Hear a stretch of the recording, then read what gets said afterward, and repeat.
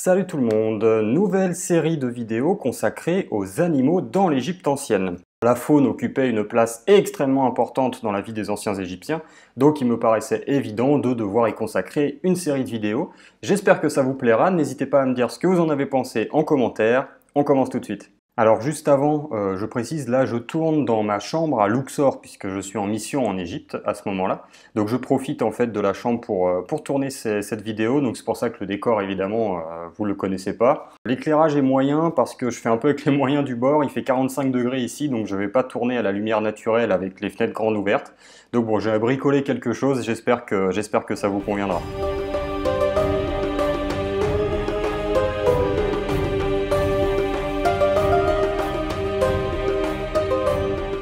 Tout d'abord, mettons les choses au clair. Dans la documentation égyptienne, au moins deux espèces de gazelles sont attestées, la gazelle d'Orcas et la gazelle dite de Sommering. Toutes deux appartiennent à la famille des bovidés et à la sous-famille des antilopinées, dont la gazelle est un genre.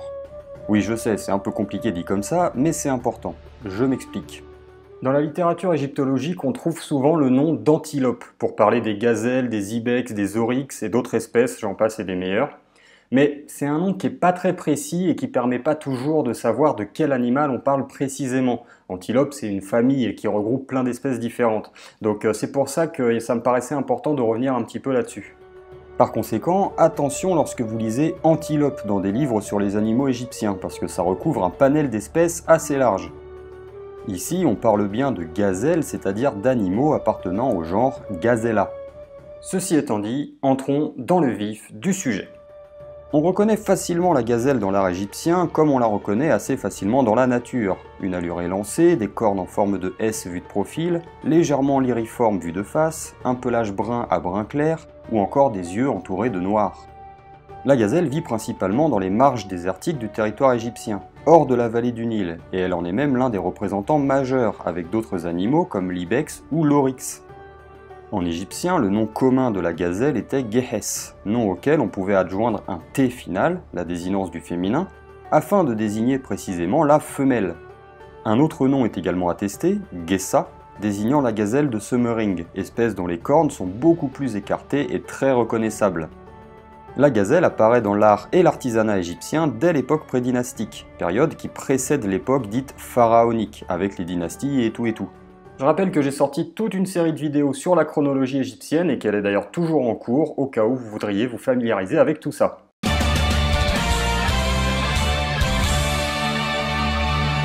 On retrouve notamment la gazelle sur des objets cosmétiques comme des peignes, des palettes et des cuillères à fard. Il est possible que ce motif de la gazelle dans le domaine cosmétique renvoie aux idées de beauté et de rajeunissement, dont la gazelle était une importante représentante. J'y reviendrai par la suite lorsqu'il sera question de la symbolique autour de la gazelle. D'autres objets d'artisanat sont attestés à toutes les périodes de l'histoire égyptienne, avec la gazelle comme motif principal. C'est par exemple le cas de vases et autres poids, en particulier durant le Nouvel Empire. Les gazelles faisaient partie des espèces abondamment chassées par les Égyptiens les plus riches, aussi bien pour des raisons de divertissement que de prestige.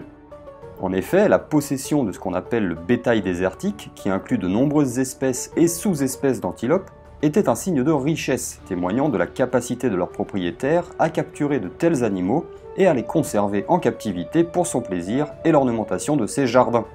C'était donc une espèce très recherchée par les gens de haut rang. Ça serait mieux s'ils étaient d'Alexandrie.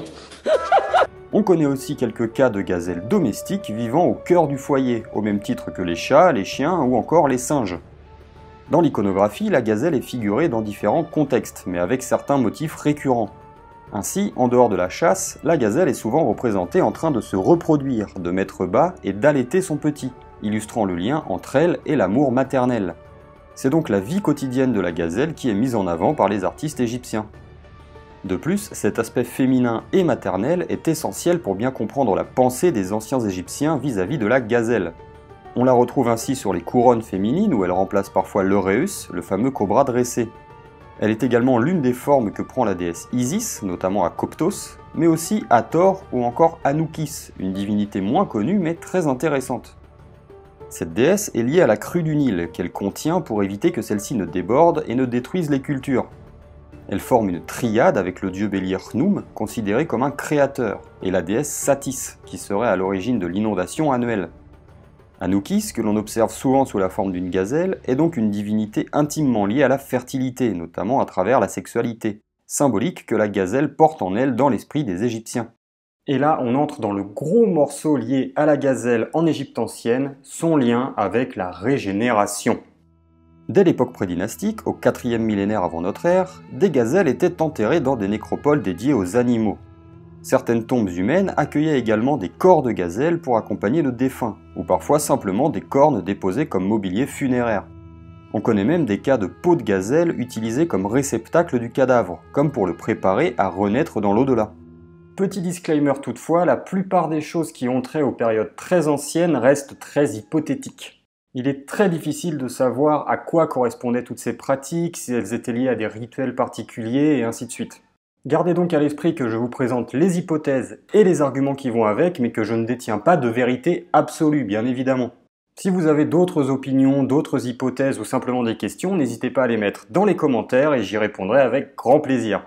Bon, sauf si vous m'insultez, hein, là je peux plus rien pour vous, clairement. Je sais pas si vous entendez depuis tout à l'heure, mais il y a un coq qui chante, mais hyper fort, juste en bas de la résidence, donc je sais pas si vous l'entendrez de temps en temps dans le micro. En tout cas, si c'est le cas, je suis vraiment désolé, mais c'est assez impressionnant, hein. Là je l'entends depuis tout à l'heure, il a l'air énervé. Le rapport à la régénération s'observe de manière générale à travers les différents contextes dans lesquels apparaît la gazelle. D'abord proie chassée et parfois abattue, puis mère aimante, comme le fut Isis pour le jeune Horus par exemple. Ce n'est pas anodin si la gazelle partage ce contexte maternel avec la vache, puisque la vache est l'animal symbolisant la famille et la fertilité par excellence. C'est à elle que la déesse Hathor emprunte ses traits, c'est à elle qu'Isis est parfois assimilée, et c'est elle qui accompagne les défunts vers la régénération dans les livres funéraires du Nouvel Empire. En somme, la gazelle, comme la vache, est un animal hautement considéré pour son lien à l'au-delà et à la renaissance. D'ailleurs, le fait que les gazelles vivent dans les marges désertiques accentue ce lien, car c'est dans ces zones que la mort se change en vie dans la pensée égyptienne. Songez aux nécropoles qui prennent place sur la rive ouest du Nil, dans le désert, là où les différentes espèces d'antilopes vivent, se reproduisent et sont chassées. La gazelle intervient également, quoique de façon indirecte, dans le mythe le plus célèbre de l'histoire égyptienne, le mythe d'Osiris. Si vous ne connaissez pas ce mythe, allez jeter un coup d'œil à mes vidéos sur Osiris et Seth, je vous explique tout ce qu'il y a à savoir.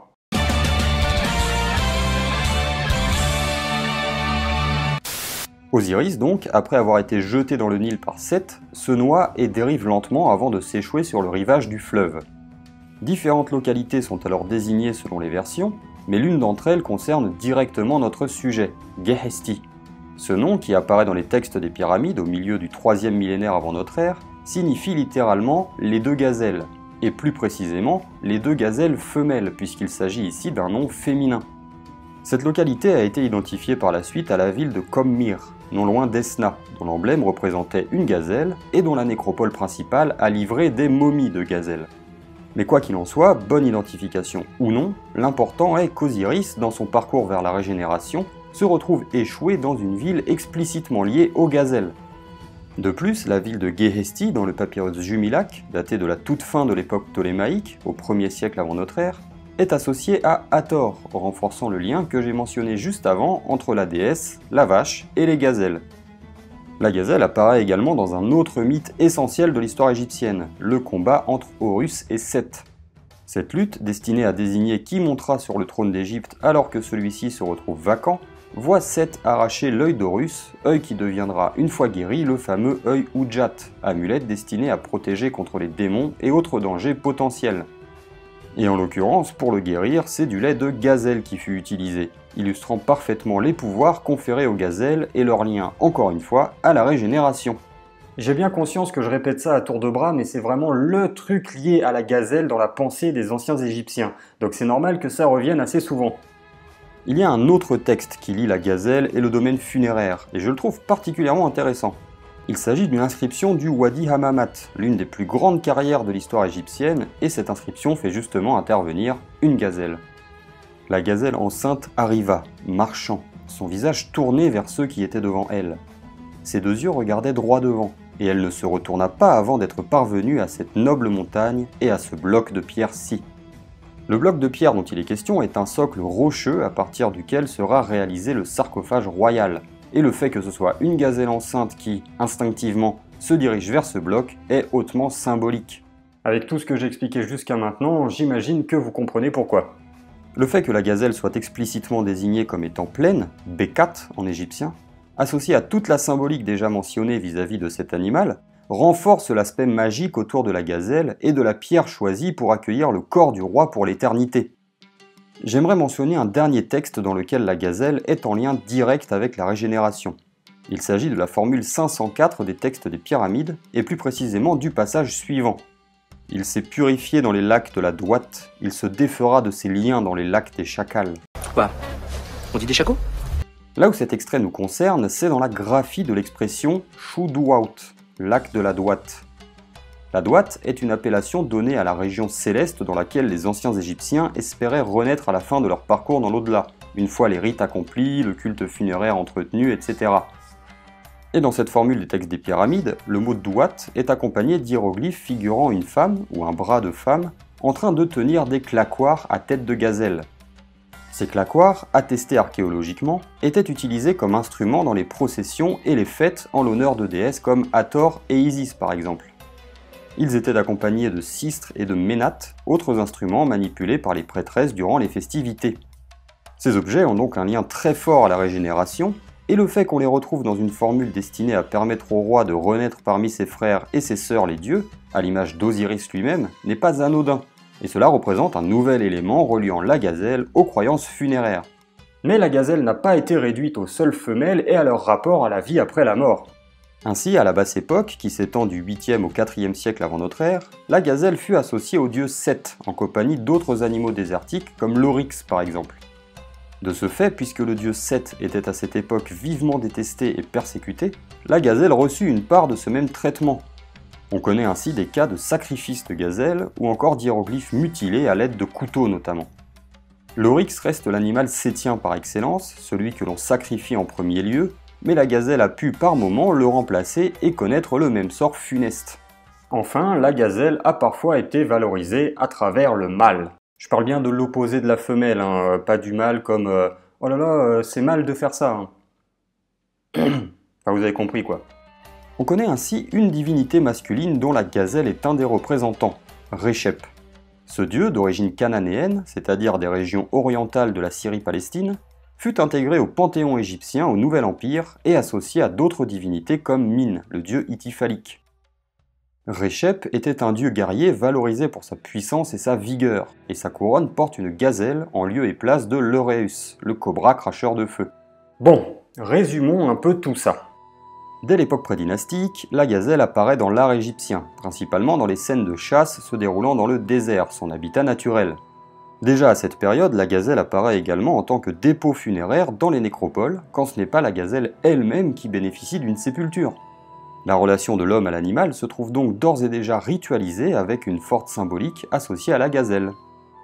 Cette symbolique se maintient et se renforce aux époques suivantes.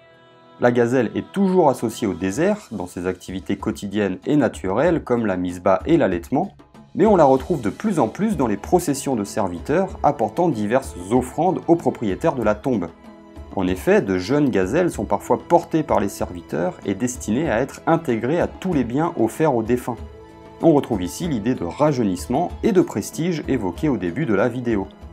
La gazelle était donc un animal très apprécié des anciens Égyptiens, à la fois pour ses qualités naturelles et pour tout un faisceau de valeurs qui lui ont été associées à travers le temps, et en particulier celles liées à la régénération, à la vie après la mort, qui était essentielle dans les croyances funéraires des Égyptiens.